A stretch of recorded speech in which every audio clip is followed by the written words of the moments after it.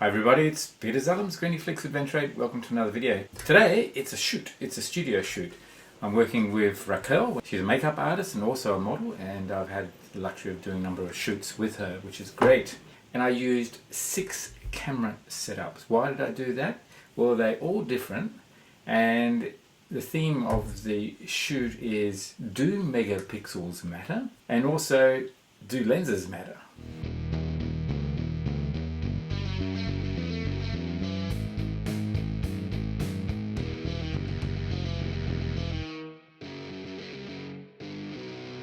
Yes, the old saying is, well, don't upgrade the camera, upgrade the lens, and that produces more variety for you. The 6 camera setups. So I've got the D700, the Nikon D700 here. This is a 12 megapixel camera. So by today's standard, very basic. But in its day, it was well ahead of the game and very popular camera. Still a very popular camera. The lens that I have on it is a classic lens, a 24-70 autofocus lens. f2.8. Okay, so that's one setup. Oh, just a quick note while you're watching this video, I'm not sure whether you knew, but I'm associated with a number of companies, and those companies can provide discounts to my viewers and subscribers. So all you need to do is go to adventurate.com.au, just click on the website. Yes, just go shop discounts and you find all the different companies that I'm associated with. So for example, SwiftX, so you can set up a crypto exchange and get $10 worth of free Bitcoin. iTECHWORLD for camping, lithium batteries, backup systems for your home. REDTIGER for dash cams, BOUNUS electric bikes, and all sorts of different discount levels are available, and there are discount codes associated with each one of those, whether it be Adventurate or something else. So just go to the website. I hope you can take advantage of the discounts, and back to the video. Now, actually that's not the oldest. The oldest is this one here. It's the Hasselblad 503 CW. And it's got a Carl Zeiss lens on it, a planar, and that's 80mm f2.8. The film that I'll be using in this camera, so this is a medium format film camera, is this one here, which is the Ilford XP2. 400 ISO. The minimum ISO on the D700 is 200. The D850, the last and probably the best of the DSLRs in the Nikon range. So I still have that camera. And also the lens I'm using on this one is the 105 f1.4 autofocus lens. This is also a classic lens now, and I think everyone raves about this lens, so that's going to be a really interesting combination. The sensor on this is 45 megapixel. Mirrorless cameras now, we're looking at the Z9, and the lens that I have on here is also a really fine lens, a 15mm f1.2 autofocus lens as well. My 5th camera here is my Leica SL2. And this lens continues to blow me away. It's a 24-90mm lens, and I think the reviews always say that this lens is equivalent to having prime lenses, because the definition and the detail at every focal length is just incredible. The downside of this lens is that it starts off at f2.8, and when you go up to 90mm, which I'll be shooting at, the aperture then is reduced to f4. To top off from the very oldest, which was the Hasselblad film camera, to one of the newest, which is the Hasselblad, it's got a big long number here, the 907X, which is this middle part, and the digital sensor is a 50 megapixel sensor, the CF-V2 50 megapixel sensor. And it's got an outstanding lens on it also, one of Hasselblad's best, which is the 80mm f1.9 lens. Now in medium format, that's equivalent to I think 65mm focal length in full frame mode. And the 1.9 aperture, then taking the crop sensor, full frame sensor into consideration, would be equivalent to a depth of field of around 1.4 in full frame speak. The slowest ISO is going to be shooting at 64 ISO, which will be on the D850 and also on the Z9. All those combinations are used to photograph Racquel at the studio. I'll be trying to keep the shutter speeds equivalent to 1 over the focal length of the lens as a minimum shutter speed to minimize camera shake. I'm not using strobe or flash, I'm using continuous light. Well, the shoot is done. First, let's have a look at some of the photographs.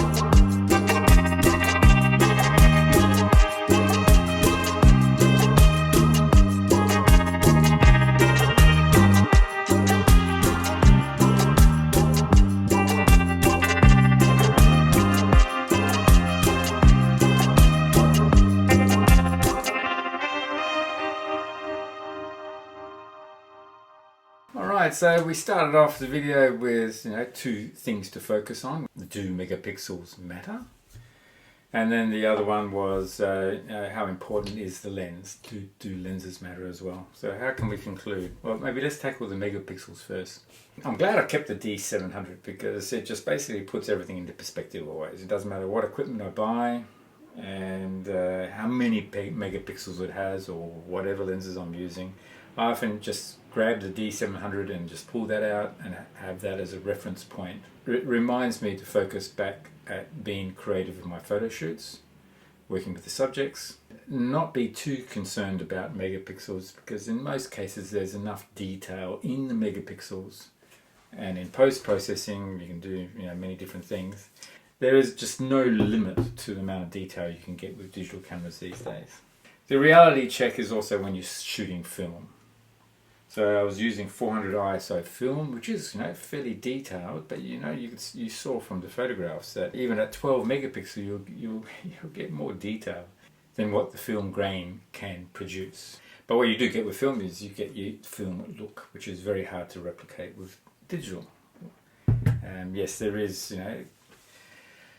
noise in the digital file, but it doesn't. It's not grain. I think whether we've been raised on grain with film photography or something unique about the dot aspects of grain and artwork. Do the Aboriginals of Australia, Indigenous people, and their dot paintings have something to say about this? Since it's the oldest civilization on the planet, I think 40,000 years or something like that, or even longer, and. So their paintings have always been represented as dot paintings. So maybe grain is really just dot images. So I guess in conclusion on do megapixels matter? Well, really not that much. It really does matter when you want to actually take an image and then crop down the very middle bit of the image. Yes, then it does matter, because if you're using the whole frame, chances are, with the way that material is presented these days, digitally, social media, it really doesn't matter. The lens does matter a lot, because we had a whole bunch of different lenses. Depending on how fast the lens is, it depends on the depth of field, and that has a huge impact on the composition of the image. I love shooting really narrow depths of field to separate background from the foreground and middle and everything. So I love using the 105mm f1.4 on the Nikon DSLR here, as well as the 50mm 1.2. And even the Hasselblad 1.9 80mm one is outstanding. You get a lot of detail shooting at f4, big depth of field, so the focus isn't as critical as on these other lenses. And even the 24-70 on this old DSL, the D700, also produced outstanding results. And I was actually quite surprised how narrow the depth of field is on the film camera. Yeah, so if there's ever a choice, I love shooting wide open and I love shooting fast lenses. The disadvantage of some of these modern cameras, the Nikon D7 and Nikon Z9, is that the way you get a really fast lens these days on these modern cameras is make the lenses huge. And that was probably also the reason for making these mounts much larger than the old F mount on the Nikon, was to allow more light in, have larger lenses, and produce higher definition lenses, high contrast, more consistent across the entire plane of field. You can go for old cameras, smaller sensors, some great lenses available on these old Nikon cameras. The Nikon D700 with a 24-70mm f2.8 lens, and you can get this combination for about $1,130 US. Secondhand D850 comes in with the 105mm lens. It comes in at $2,800 or $2,900 US. You could probably get this one as the cheapest as well, but this is the one that's in very good condition. So this body and this lens here, $3,500 US, which is about 5,300 Australian dollars. The Z9 and the 50mm 1.2 comes in at the same price as the SL2 with the 24-90mm lens. So that's an interesting combination. Both come in at around $6,500 US, or almost $10,000 Australian. So probably the most expensive camera is this one here, this combination, and that comes in at about between $8,000 and $9,000 US, which is around $13,000 to $14,000 Australian second hand. This is 10 times higher price compared to this combination, yet both were used in the photo shoot. Both produced outstanding results. So value for money. This still, the D700 still tops the list as value for money with regards to a photo shoot, I think. But all the cameras produced outstanding results. Does that confuse you at all?